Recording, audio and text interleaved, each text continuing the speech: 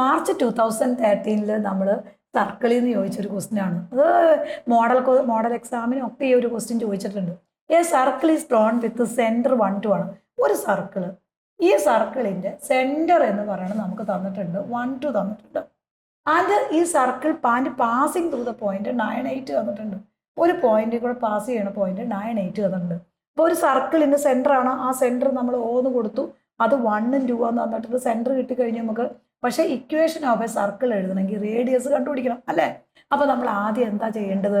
ഈ സെന്റർ 1ഉം 2 ആണ്. 1, 2 centre 1ഉം 2 pass ചെയ്യണ പോയിന്റ് 9, 8. അപ്പോൾ ഇത് ആദ്യം വെച്ച് റേഡിയസ് കണ്ടുപിടിക്കണം. ഇതിനെ നമ്മൾ x1 y1 എന്നും ഇത് നമുക്ക് x2 y2 എന്നും കൊടുക്കാം നമുക്ക്. അപ്പോൾ നമ്മുടെ ഡിസ്റ്റൻസ് ഫോർമുല ഉപയോഗിച്ച റേഡിയസ് ആയില്ലേ മക്കളെ?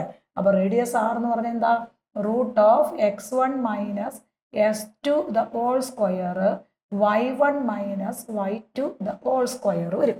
സർക്കിളിന്റെ റേഡിയസ് കിട്ടും. s1 മൈനസ് s2 കൊടുത്ത് നമ്മൾ ഇക്വേഷൻ ആകുമ്പോൾ സർക്കിൾ കണ്ടുപിടിക്കണം, റേഡിയസ് കണ്ടുപിടിക്കണം. അപ്പോൾ ഇവിടെ x1 1 ആണ്, s2 9 ആണ്. അപ്പോൾ നമുക്ക് എന്ത് കൊടുക്കാം? Root 1 minus 9 the whole square കൊടുക്കാം, plus 2 minus 8 the whole square കൊടുക്കാം. കാരണം x1 1, s2 9, 1 minus 9 the whole square. അടുത്ത y1 2, y2 8. അപ്പോൾ 2 മൈനസ് 8 ദ ഹോൾ സ്ക്വയർ വരും. അപ്പോൾ root 1 minus 9 the whole square എന്ന് പറഞ്ഞാൽ എന്താ?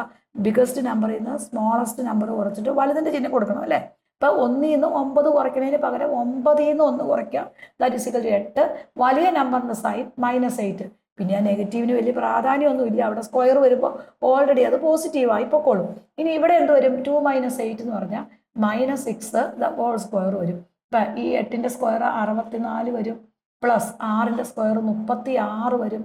അപ്പോൾ റൂട്ട് 100 വരും നമുക്ക് വാല്യൂ. റൂട്ട് 100 എന്ന് പറഞ്ഞാൽ 10 × 10 എന്ന് എഴുതാം. അപ്പോൾ സ്ക്വയർ റൂട്ട് ഓഫ് 100 എന്ന് പറഞ്ഞാൽ 10 ആണ്. അപ്പോൾ റേഡിയസ് നമുക്ക് 10 കിട്ടും. ഇനി റേഡിയസ് അറിയാം. ഈ സെൻറ്റർ 1, 2 വെച്ച് നമുക്ക് what is the radius of circle ഒന്നാമത്തെ ആൻസർ ആയി. അതിന് എ എന്ന് നമ്മൾ വേണമെങ്കിൽ കൊടുക്കാം. എ എന്ന് കൊടുത്തു. ഇനി write the equation of circle കണ്ടുപിടിക്കാലോ. സെൻറ്ററും അറിയാം, റേഡിയസും അറിയാമെങ്കിൽ നമുക്ക് ഇക്വേഷൻ എഴുതാം. ഇനി അടുത്ത ഒരു ക്വസ്റ്റിനോടെ അവിടെയുണ്ട്. ഇവിടെ നമ്മൾ റേഡിയസ് 6 നമുക്ക് കിട്ടി. 6 എത്രയും നമുക്ക് കിട്ടിയത്? ദാറ്റ് ഈസ് ഈക്വൽ ടു 10 കിട്ടി. സെൻറ്റർ ഓൾറെഡി നമുക്ക് തന്നിട്ടുണ്ട്. 1ഉം 2ഉം നമുക്ക് സെൻറ്റർ തന്നിട്ടുണ്ട്. സെൻറ്ററും അറിയാം, റേഡിയസും അറിയാമെങ്കിൽ നമ്മുടെ ഇക്വേഷൻ എന്ന് പറഞ്ഞതാ x minus h the whole square y minus k the whole square equal to r square ആണ് നമ്മൾ ഇക്വേഷൻ ഓഫ് സർക്കിൾ എന്ന് പറയുന്നത്. അപ്പോൾ നമ്മൾ ആ ഇക്വേഷനിലേക്ക് വെറുതെ കൊടുത്താൽ പോരെ?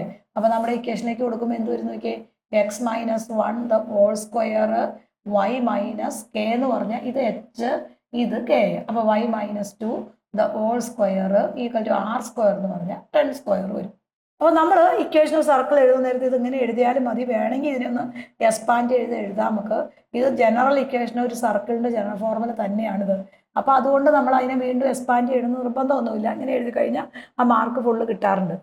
ഇനി നമുക്ക് ഒരു ക്വസ്റ്റിനോടെ ഇതിനകത്ത് ചെയ്യുന്നുണ്ട്. അതായത് നമ്മൾ സി പാർട്ട് ക്വസ്റ്റ്യൻ എന്ന് പറഞ്ഞ ഇതാണ്. m 2 എന്ന് പറഞ്ഞാൽ ഒരു പോയിന്റ് ഈ സർക്കിളിൽ കൂടെ പാസ് ചെയ്യുവാണെങ്കിൽ എന്തായിരിക്കും എമ്മിൻ്റെ വാല്യൂ? നമുക്ക് ഇവിടെ m കണ്ടുപിടിക്കണം. അവിടെ നമ്മൾ എക്സിന് m കൊടുക്കണം, വൈക്ക് നമ്മൾ 2 കൊടുക്കണം. അപ്പോൾ ഇവിടെ കൊടുത്തു കഴിയുമ്പോൾ എന്ത് വരും? m-1 ദ ഹോൾ സ്ക്വയർ വരും. ഈ എക്സിൻ്റെ സ്ഥാനത്ത് ഈ m കൊടുത്തു. ദെൻ പ്ലസ് ഈ വൈയുടെ സ്ഥാനത്ത് 2 കൊടുത്തു. അപ്പോൾ 2 minus 2 the whole square equal to 10 square വരും. അപ്പോൾ m-1 വരും ഇവിടെ. m-1 ഈ 2 മൈനസ് 2 0 ആയി പോയില്ലേ? അപ്പോൾ m-1 the whole square equal to 10 square വരും. കാരണം ഈ 2 മൈനസ് 2 0 ആയിപ്പോയി. അപ്പോൾ അത് ആ ടേം പോയി. അപ്പോൾ ഇതും ഈ ഒരു ടേമും ഇത് മാത്രമേ നമുക്ക് അവിടെ വരുന്നുള്ളൂ. m-1 the whole square 10 square ആണെങ്കിൽ m-1 രണ്ട് സൈഡിലും ഒരേപോലെ റൂട്ട് എടുത്തു കഴിഞ്ഞാൽ ദാറ്റ് ഈസ് ഈക്വൽ ടു 10 വരും. ഈ 2 2 അങ്ങോട്ട് ക്യാൻസൽ ചെയ്ത് കളയാം. അപ്പോൾ നമുക്ക് ഇത് രണ്ടും ഇക്വേറ്റ് ചെയ്യാം. അങ്ങനെയും ചെയ്യാം, റൂട്ട് എടുക്കാൻ എന്ത് വേണം ചെയ്യാം. അപ്പോൾ m-1 ഈക്വൽ ടു 10 ആയി. അപ്പോൾ m എന്ന് പറയുന്നത് ഈ -1 നേരെ ഇപ്പുറത്തേക്ക് പോകും. അപ്പോൾ 10 + 1 ആയി. ദാറ്റ് ഈസ് ഈക്വൽ ടു 11 വരും. അപ്പോൾ എമ്മിൻ്റെ വാല്യൂ എന്ന് പറയുന്നത് 11 ആണ്.